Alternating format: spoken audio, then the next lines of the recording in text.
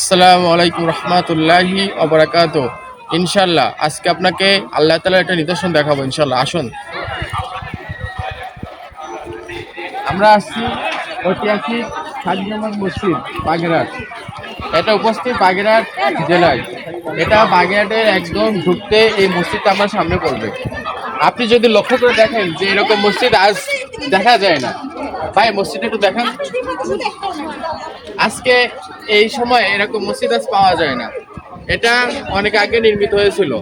তারপর থেকে এখানে অনেক মানুষ আল্লাহ তাআলার ইবাদত করার জন্য মসজিদটাকে তৈরি করা হয়েছিল। কিন্তু আজ মসজিদের পরিবেশ অন্যরকম হয়ে গেছে। যাক, এটা ইনশাআল্লাহ একসময় আমরা ঠিক করবো। আসেন।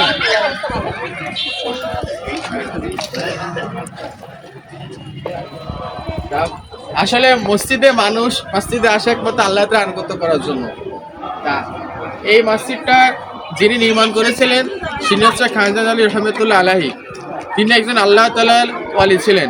আসেন, যারা আল্লাহ তাআলা নিয়ামত প্রাপ্ত হয়ে যায় তাদেরকে দিয়ে আল্লাহ সুবহানাহু ওয়া তাআলা দিনে কত খেদমত করায় ইনশাআল্লাহ আজকে আমাদের একটু দেখাবো। আসেন,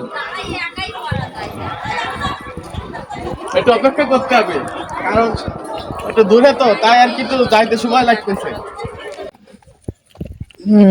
বাইরে তো নয়েজ আসবে, ভিডিওর ভিতরে সাউন্ড আসবে, কিন্তু এগুলো দেখবেন না। আমার কথাগুলো একটু শোনার চেষ্টা করবেন। অত্যন্ত যদি চেষ্টা করেন ইনশাল্লাহ সবকিছুই সম্ভব। শুধু আসেন।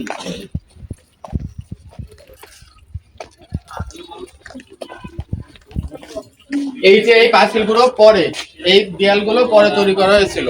শুধু মসজিদটা ছিল এখানে। আপনি আজকে যেভাবে মসজিদটা দেখতেছেন, মানে মসজিদের আশেপাশে যেভাবে দেখতেছেন এরকম এক সময় ছিল না।